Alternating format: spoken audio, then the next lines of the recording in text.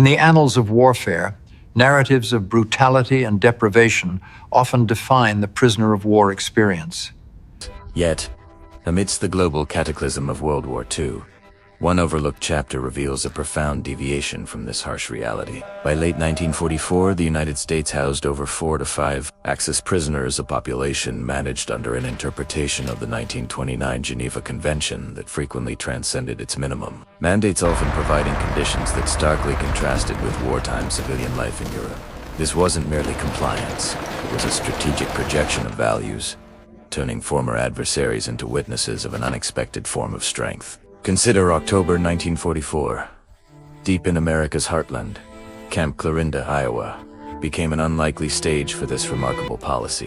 Here, a contingent of 33 German female prisoners of war, including Private Liesel Brenn, a Luftwaffe communications officer captured just weeks prior near Aachen.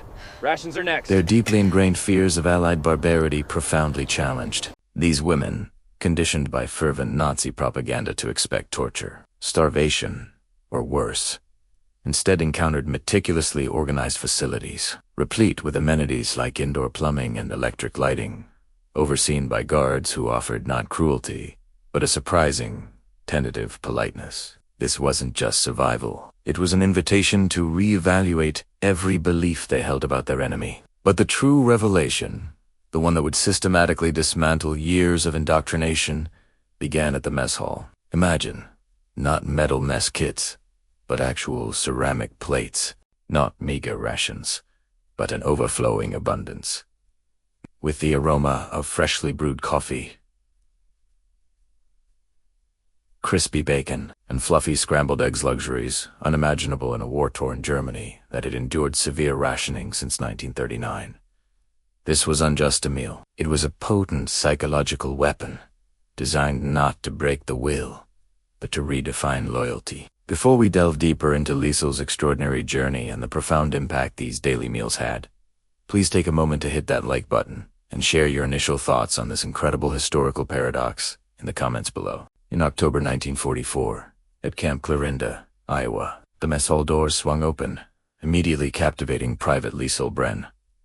Inside, long tables were set with actual ceramic plates, a stark departure from the standard metal mess kits. Aromatic steam wafted from the serving line, where American cooks generously ladled out food, its scent powerfully reminiscent of pre-war home cooking. "Come on, ladies," Sergeant Williams called out in heavily accented German, gesturing for them to join the breakfast queue. The other 32 German female prisoners of war hesitantly advanced, their worn Luftwaffe auxiliary uniforms contrasting sharply with the pristine American facilities. Liesel, captured near Aachen 3 weeks prior, had served as a communications officer, coordinating air raid alerts. Having been subjected to Allied propaganda that depicted American soldiers as barbaric sadists who tortured prisoners, Liesel had anticipated brutality, starvation, or even worse fates. Instead, she found herself in a seemingly well-managed civilian facility that boasted amenities like indoor plumbing and electric lights, alongside guards who, surprisingly, offered hesitant but polite Bitte und Danke. "What is that smell?" whispered Greta Zimmerman, a young radar operator from Berlin, captured alongside Liesel. Her stomach rumbled audibly, a poignant reminder of the months of deprivation they had suffered before their capture. The American cook behind the counter grinned broadly. "Breakfast," he announced in English, then added in broken German, "coffee and bacon and eggs." Liesel stared at the steaming plates handed to the German prisoners ahead. This was genuine coffee, a stark contrast to the chicory substitute they had been forced to endure in Germany. The scrambled eggs looked fluffy and substantial, and the bacon genuine meat. Crispy and fragrant was something she hadn't tasted since 1942. "This must be a test," she whispered to Greta. "They want to make us soft, to dissolve our resistance with kindness." Yet, as her own plate was passed over the counter, piled with more food than she had encountered in a single meal for over a year, Liesel's resolve wavered. The coffee was rich and dark. The eggs were seasoned with chives, and the bacon. She took a cautious bite, involuntarily closing her eyes. The flavors exploded on her palate. The salt, the smoke, the richness of the fata symphony. Her body had long forgotten. Mein Gott, Greta gasped beside her, taking her first bite. This is... Don't say it, Liesel warned, but her own voice was tinged with the same wonder as Greta's. All around, the other German women were stunned into silence, eating a meal in an American prison that surpassed anything they had received as soldiers in their own army. Just 3 days later, Liesel found herself counting the hours until breakfast, an anticipation that both thrilled and unsettled her. She sat on her clean cot in the warm barracks, writing in the small diary she was permitted to keep, grappling with these experiences, struggling to reconcile them with her preconceived notions of captivity. The coffee alone would make this imprisonment bearable, Greta whispered from the adjacent cot, her voice carrying a discernible hint of guilty pleasure across the dormitory.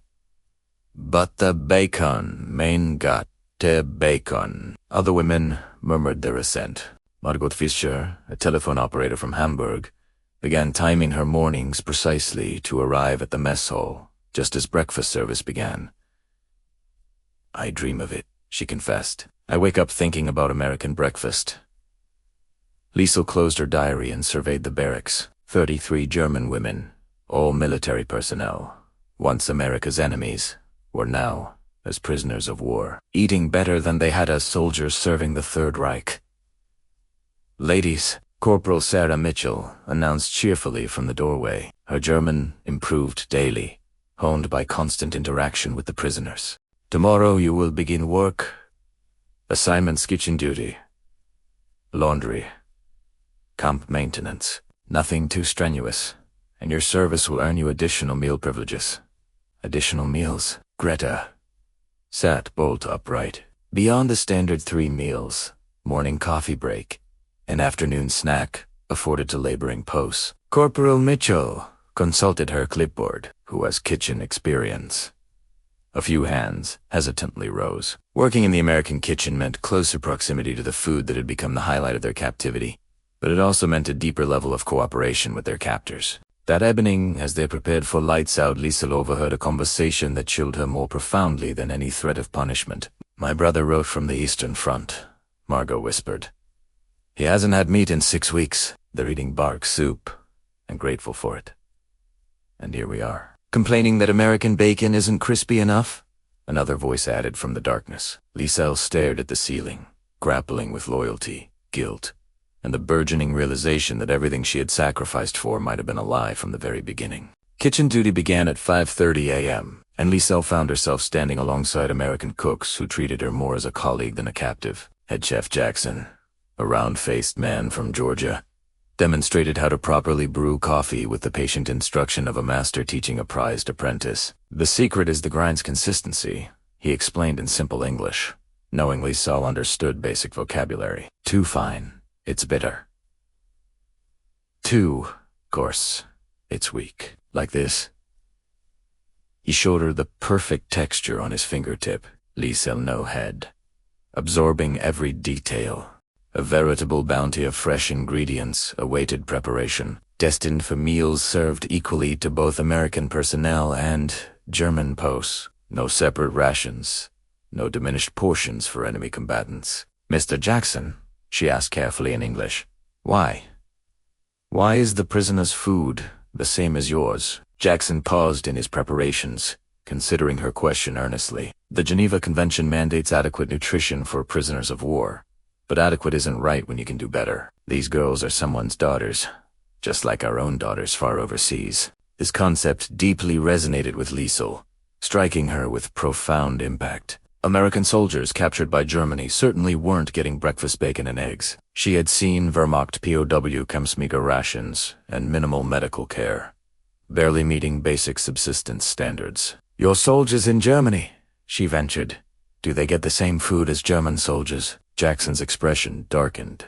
As far as we know, nobody in Germany is getting much food at all right now, German soldiers included. As the morning progressed, Liesel observed American efficiency transform basic ingredients into meals that would have been a luxury even in peacetime Germany. Bacon from Iowa farms, eggs from local suppliers, coffee from South America.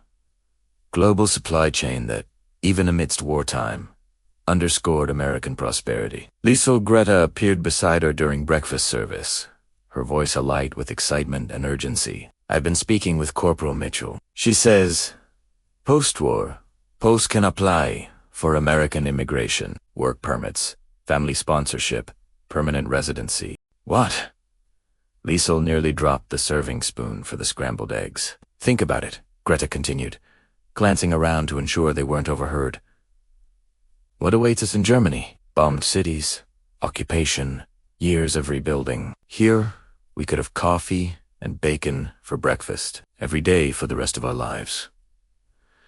The idea was both tantalizing and terrifying. Liesel had sworn allegiance to the Third Reich, had believed fiercely in German superiority, and had served loyally until her capture. Yet everything in this American kitchen each morning challenged these convictions more thoroughly than any interrogation could have. We would be traitors, she whispered. Traitors? To what? Greta retorted sharply. To those leaders who sent us to die for a lost cause. To a system that told us we were the superior race while we ate turnip soup. That afternoon, as they prepared dinner, Liesel found herself calculating American POWs received approximately 3,200 calories per day with current rations, including generous portions of protein and fresh vegetables. This was more than German civilians had seen since 1942, significantly more than many German soldiers had received prior to their capture. For the first time since her capture, she began to suspect that surrender might not be a defeat, but a liberation. 2 weeks into her kitchen assignment, Liesel prepared American breakfasts with the precision of a seasoned chef. More importantly, she had learned to listen to conversations among the American personnel, which revealed war truths that German propaganda had meticulously obscured. Berlin radio is still claiming they're winning. Private Thompson chuckled, helping to distribute the morning coffee. My friends in the Pacific say Tokyo Rose is fabricating similar fairy tales of Japanese victory. Sergeant Williams joined the conversation as he inspected the breakfast preparations. Intelligence reports indicate that German urban populations might be surviving on as little as 1,000 calories a day. Some places even less. Makes you wonder what these ladies think of our POW camp rations. Liesel maintained a neutral expression, her mind silently calculating the brutal arithmetic of war. If German civilians were starving while German posts in America enjoyed abundance, what did this say about the priorities of her government, about the leadership she had sworn allegiance to? Liesel! Chef Jackson called out. Can you help me with the bacon? We've got a new transport of 200 prisoners coming in today. As she laid strips of bacon onto enormous baking sheets, Liesel noted the sheer quantity involved. Several pounds of meat for a single meal, enough to feed a German company for a week. This abundance felt almost grotesque when she thought of her family in Munich likely subsisting on potato peels and ersatz coffee. Guten Morgen, breakfast angels. The cheery voice belonged to Herr Weber, a Luftwaffe pilot who had arrived with yesterday's transport. His excitement upon discovering American prison rations was both amusing and heartbreaking. Weber, Liesel greeted softly. How are things in the men's camp? Unbelievable. Hot showers, heated barracks, 3 meals a day, recreation. The Americans even have a library with German books. He lowered his voice. Half the men are already discussing applying for permanent residency post-war. Greta appeared with a tray of fresh coffee cups. Have you heard about the repatriation policy? She asked Weber. Only voluntary returns to Germany. No forced repatriation for posts who wish to remain in America. Voluntary? Weber's eyebrows shot up. They're giving us a choice.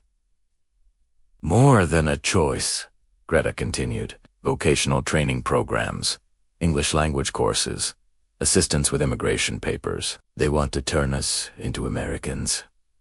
Liesel focused on the bacon, watching the fat render and the meat transform from raw to perfectly crispy. The symbolic significance was not lost on her. Like the food she prepared, she too was being changed, transformed from enemy to prospective citizen, simply through acts of humane treatment.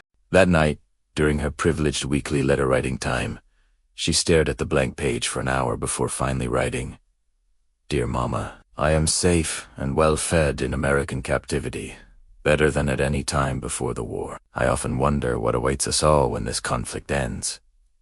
She could not write what she truly wanted to say. that she was beginning to suspect that the wrong side had lost the war, and that the victor's generosity far exceeded anything the vanquished deserved. Outside her barracks window, American guards changed shifts with casual efficiency, and in the distance, she could hear German posts laughing heartily during their evening recreation. Tomorrow would be another breakfast of coffee and bacon, another day of questioning everything she had once believed. Christmas morning, 1944, brought snow to Iowa, and a breakfast that moved even the most hardened German posts to open tears. Chef Jackson had somehow procured fresh oranges, real butter, maple syrup, and sausages, in addition to the usual bacon and eggs. The mess hall was permeated with the joyous spirit of a pre-war festive celebration in a prosperous household. This is impossible. Margot Gasped staring at her loaded plate. They are waging a global war. How can they afford to feed prisoners like this?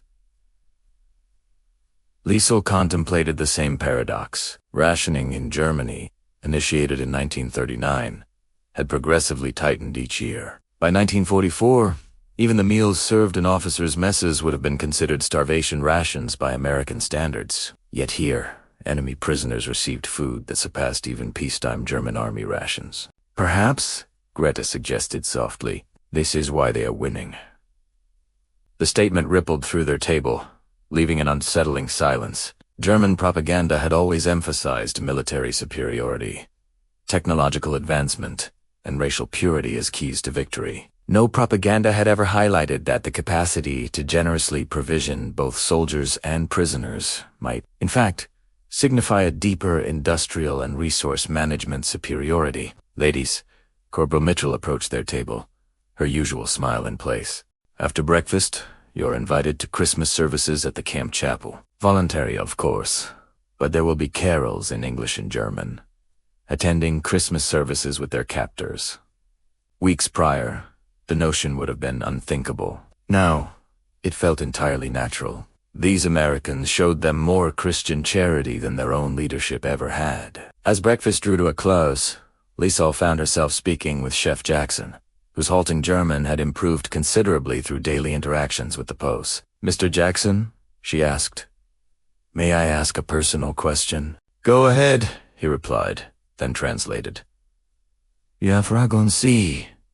Do you have family fighting in this war?" Jackson's expression became serious. "My son is somewhere in France, with Patton's Third Army. My nephew was killed in Normandy." He paused, studying her face. "You ask why? Because you treat us, your enemies, better than our own army ever did, even as we fought against your families." Jackson was silent for a long moment, absent-mindedly wiping down an already clean counter. "My mother always said, you judge a man not by how he treats his friends, but by how he treats those who cannot fight back. You are prisoners now. You can't hurt my son anymore. There's no point in harming you further." The simple humanity in his answer moved Liesel more profoundly than any propaganda speech ever could. This was why America was winning. Not superior weaponry or tactics, but a fundamental integrity that extended even to vanquished enemies. That afternoon, as snow continued to fall on the camp, Liesel attended Christmas services. German and American voices blended in two languages, singing Silent Night. Listening to her fellow prisoners sing alongside their captors, she realized that the war, for them, had concluded in all meaningful aspects. The only remaining question was whether they would choose to return to a defeated Germany or remain in a victorious America, a country that offered not just breakfast coffee and bacon, but the fundamental possibility of redemption through kindness. That Christmas evening in 1944, Liesel wrote in her diary, "Today, I understood why we lost. Not because they had better weapons, but because they had better values. The coffee and bacon for breakfast were truly heaven on earth. Not just the food itself, but what it represented about the people who provided it." April 1945 brought news of President Roosevelt's death and Germany's impending surrender. In the mess hall at Camp Clarenda, German prisoners were stunned into silence, while American personnel genuinely mourned their fallen leader. Even more astonishingly, in the face of personal loss, these Americans continued to serve their enemy prisoners. The usual generous breakfast. "They're still giving us bacon and eggs," Greta whispered to Liesel, as Chef Jackson, visibly grieving but professionally maintaining his usual cheerful demeanor, prepared their meal. Their president died, and they're still treating us the same. Liesel watched as the American staff, in their grief, maintained the prison's operations without a single lapse. Food quality saw no decline, polite treatment saw no change, and there was no indication that German posts should suffer because Americans were suffering. Private Liesel Brenn, Corporal Michila approached their table at breakfast, her voice subdued but firm. I wanted to inform you that repatriation preparations will begin next month. However, for prisoners who wish to remain in America, immigration applications are also being processed. The pivotal moment of decision had arrived. Around the mess hall, other German women faced the same choice: return to a destroyed homeland, or embrace a future in a nation that had defeated them with both kindness and firepower. How many are choosing to stay? Liesel asked. Nearly 60% of the women, 40% of the men. It exceeded headquarters expectations. Mitchell paused. Your kitchen supervisor, Jack Soom, specifically requested you for a position in a civilian restaurant after the war. He says you have a natural aptitude for American cooking. That afternoon, Liesel stood in the kitchen where she had learned to make the perfect American breakfast. Considering Jackson's offer, a job in Iowa, preparing the very foods that had become symbols of abundance and generosity, I've made my decision, Greta announced that night. I'm staying. I've written to my sister in Berlin, explaining everything: the food, the treatment, the opportunities here. I told her this isn't betrayal, it's survival. Liesel produced her own letter, already drafted but not yet submitted. Her application for American residency, her plea to remain in Iowa, her choice to become a citizen of a nation that had shown her what true strength looked like. Do you think they planned it? She quietly asked Greta. The food, the kindness, was it all to convert us? Does it matter? Greta retorted. Planned or inherent, the outcome is the same. We have seen who they are. We have tasted the life they offer. May 8th, 1945. VE Day brought celebration to America, but at Camp Clarenda, German prisoners of war experienced complex emotions, witnessing their homeland's utter defeat while simultaneously enjoying the protection and generosity of their captors. Liesel stood in the kitchen, preparing her last breakfast as a prisoner. The bacon sizzled to the perfect crispness she had mastered, the coffee brewed to the precise strength favored by both American staff and German posts alike. Around her, the familiar routine continued unabated, despite the momentous news from Europe. Germany has surrendered unconditionally, Colonel Morrison announced over the camp's loudspeaker system. All German military personnel are now officially prisoners of war, pending repatriation or immigration proceedings. The words should have brought despair, but Liesel only felt a strange sense of relief. The war was finally over. No more bombings, no more deets, no more propaganda about an inevitable victory everyone knew was impossible. How are you feeling? Chef Jackson asked, joining her side as she expertly flipped the bacon. Gratitude, she replied honestly. For the first time in years, I know what tomorrow will bring. 7 o'clock breakfast.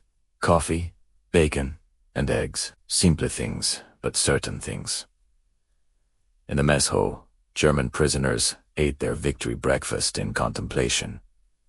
Some wept for their defeated nation. Others seemed relieved that the killing had finally ceased. Most, like Liesel, simply appreciated the strange comfort of routine in a world turned upside down. Ladies, Corporal Mitchell addressed the women at breakfast. Next week, immigration interviews will begin for those POWs who have applied to stay in America. Approved applicants will receive job placements, housing assistance, and English language courses. After breakfast, Liesel walked through the camp one last time as an enemy combatant. Tomorrow, she would wake as a new self, a German woman choosing to become an American citizen, one who had discovered that true victory wasn't military conquest, but a society that fed its enemies better than their own army ever had. No regrets, Greta asked, joining her by the fence that had once seemed like a barrier, now felt more like a portal. Regrets for what? Liesel smiled. Regret discovering that breakfast, coffee, and bacon were more than just food. They symbolized everything possible when people chose generosity over vengeance, Abundance over scarcity, and hope over hatred. The spring wind carried the scent of the fields, soon to be their new home. June 1945 brought immigration interviews and the meticulous administrative process of converting enemy prisoners into prospective American citizens. Liesel sat opposite Immigration Officer Williams, in the same room where she had been registered as a prisoner 8 months prior. But now the questions focused on her future, not her past. Private Liesel Brenn. "Why do you wish to remain in America?" Williams asked, his pen hovering over the official form that would determine her destiny. "Because I learned what Americans are," she answered carefully. "Not from propaganda or speeches, but from 8 months of daily experience. I saw how you treat your enemies, and I want to live in a society that chooses kindness over cruelty." Williams made notes. "What skills can you bring to American society?" "I can make a perfect American breakfast," she replied with a faint smile. "I have learned English. I understand American customs, and I understand the value of everything you have given us here." Through the window, she could see other German women waiting for their turn, each hoping for approval to remain in the nation that had defeated them with unexpected generosity. Some would be accepted. Others would return to Germany, facing an uncertain future in a destroyed homeland. "Your supervisor, Jackson, submitted a powerful recommendation," Williams continued. "He has offered you a position in his civilian restaurant, which he plans to open here in Clarinda. Housing has also been arranged. A local family has volunteered to sponsor your integration into the community." "I accept with gratitude," Liesel said without hesitation. That night, the approved applicants quietly celebrated in the mess hall, sharing their last dinner as prisoners of war. Tomorrow, they would begin their new lives as American residents. But tonight, they recounted the journey that had brought them to this point. To Chef Jackson, Greta toasted, raising her coffee cup. "He taught us that the best way to defeat your enemy is to make them your friend." To American breakfast, Margot added, "It proved that sharing abundance creates a loyalty conquest could never achieve." 2 second chances, Liesel concluded, and to a nation that gives them to those who may not even deserve them. Outside, fireflies began their nightly dance over the Iowa farmlands. And in the mess hall, former enemies were preparing to become Americans through the simple alchemy of kindness, time, and perfectly cooked bacon. Chef Jackson appeared in the doorway, wiping his hands on his apron. "Are you ladies ready to learn how to make proper American pancakes?" he asked, with his familiar grin. In the laughter that followed, there was no trace of the hatred that had once divided them, only the joy of those who had discovered that the greatest victories are won not through conquest, but through conversion. August 1945 brought the atomic bombs, Japan's surrender, and the official end of World War II. In Clarinda, Iowa, the former German post now worked as civilians in Jackson's newly opened restaurant, serving breakfast to American veterans returning home from the Pacific Theater. "Table 4 needs eggs sunny side up," Greta called from the dining room. Her Midwestern accent improved daily, honed by constant practice with customers who had no idea that just months ago she had been an enemy combatant. Liesel confidently worked the grill, flipping bacon and scrambling eggs for American soldiers who accepted her service without question or suspicion, like someone who had mastered her craft. The profound irony of the situation was not lost on her. Former enemies now served former allies, united by the simple human need for good food and kind service. Private Liesel Brenn, young Private Morrison, a regular customer since his return from Okinawa, called out, "Can I get some extra bacon today? My mother's coming to visit, and I want her to taste how good the food is here." "Of course," Liesel smiled, adding 3 more strips to his plate. "Tell your mother we are honored to serve her son."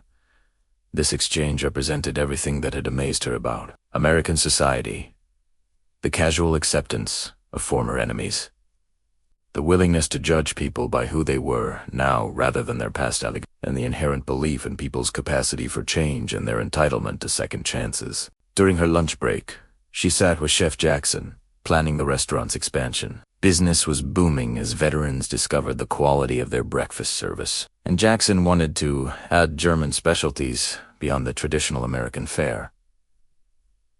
"People here are curious about German food," he explained. "Real German food, not the propaganda version. Perhaps you could teach me some of your mother's old recipes."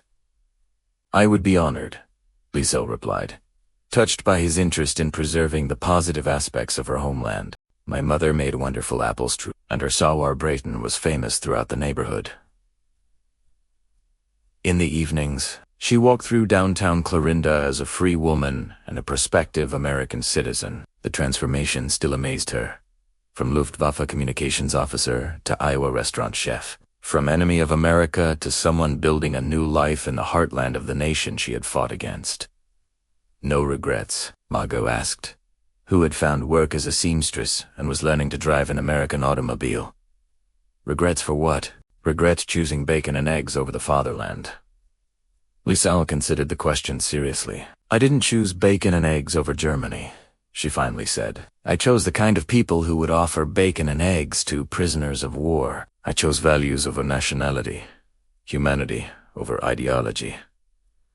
That night, as she prepared for bed in her small apartment above the restaurant, Liesel reflected on the journey from capture to citizenship, from enemy to neighbor, from despair to hope. Tomorrow would be another breakfast service. Another day of cooking for the Americans who had accepted her as their own. The coffee would be perfect. The bacon crispy. The eggs fluffy. These small miracles had become the daily reality of her new American life. December 1947, 2 years after the war's end, found Liesel Jackson who, as widely reported by local newspaper headlines, had married Chef Jackson's son, Robert, in a modest ceremony standing behind the counter of what was now Jackson's German-American restaurant, serving breakfast to a full house of local customers. The establishment had become an institution in the community. Coffee and the usual? She asked Mayor Henderson, a regular customer who had initially been skeptical of former German posts settling in his town but became one of their staunchest supporters after tasting Liesel's cooking. Indeed, he chuckled, and tell Robert, my wife wants that apple strudel recipe. She's been trying to replicate it for months. As the breakfast rush continued, Liesel marveled at how completely her life had transformed. The woman who had once coordinated air raid alerts for the Wehrmacht now coordinated breakfast service for Iowa farmers, returning veterans, and the families who had accepted former enemies as neighbors. Mama Liesel, her 6-year-old stepson, Tommy, burst through the kitchen door, school books in hand. Can I have breakfast before school? What would you like, sweetheart? She asked, though she already knew the answer. Coffee, bacon and eggs. The best breakfast in the world. The irony still touched her deeply. This American child effortlessly took for granted a meal that, merely 3 years prior, had represented heaven on earth for German posts. But perhaps that was precisely the point. In America, abundance was so commonplace that children couldn't fathom any other way of life. At midday, during the quiet lull between breakfast and lunch service, Liesel habitually took her break, enjoying a perfect cup of coffee and 2 slices of bacon. Through the restaurant's window, she could see where Camp Clarinda had once stood, now redeveloped into civilian homes, with several German-American families permanently settled there. The afternoon mail brought a letter from her mother in Munich, slowly rebuilding her life in occupied Germany. I cannot comprehend your choice to remain in America, she wrote, but your letters describe a life of plenty and peace, unimaginable here. Perhaps you chose wisely. No regrets? Greta asked, stepping in for her daily coffee. She had married a local mechanic and now managed the books for 3 downtown businesses. Regrets? For what? Liesel replied, though she fully understood Greta's meaning. Regrets choosing coffee and bacon over the fatherland? Liesel smiled, recalling the ideologies that had once filled her mind, the hatred that had sustained her through years of conflict, and the propaganda that had been dismantled by the simple act of treating an enemy with dignity. I didn't choose coffee and bacon, she finally said. I chose the kind of people who would offer coffee and bacon to prisoners of war. I chose a country where strength meant generosity, where victory meant kindness, and where former enemies could become family. As the afternoon sun streamed through the restaurant windows, illuminating tables where former enemies now served coffee to former guards, Liesel understood that true victory was not military. It was moral, a triumph of values that transformed prisoners of war into citizens, enemies into neighbors, and strangers into Americans. The coffee remained perfect. The bacon remained crispy, and each morning, she still offered a whispered prayer of thanks for the slice of heaven she had found on earth.